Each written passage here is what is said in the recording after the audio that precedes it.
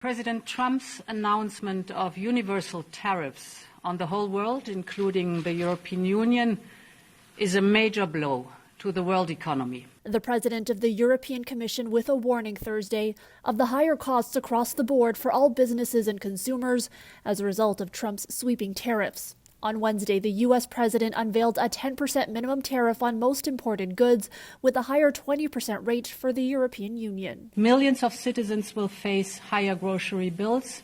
Medication will cost more, as well as transportation. Von der Leyen saying the EU is ready to negotiate, but also prepared to hit back.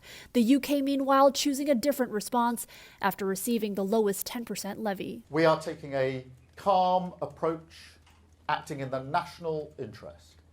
And the national interest is to continue our negotiations for a deal with the US, which we made big progress on. In China, the total tariff rate is set to hit 54% when the new rates take effect on April 9th.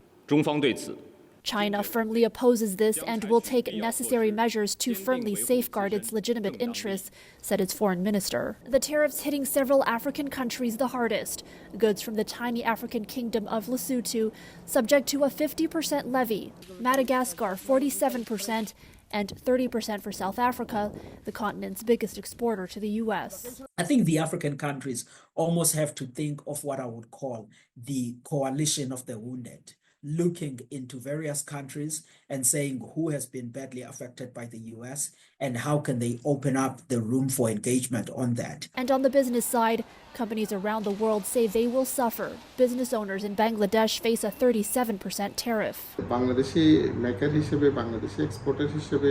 a Bangladeshi clothes maker and exporter, this is shocking news for us. If you look at the socioeconomic situation in Bangladesh, you'll see that less privileged females are most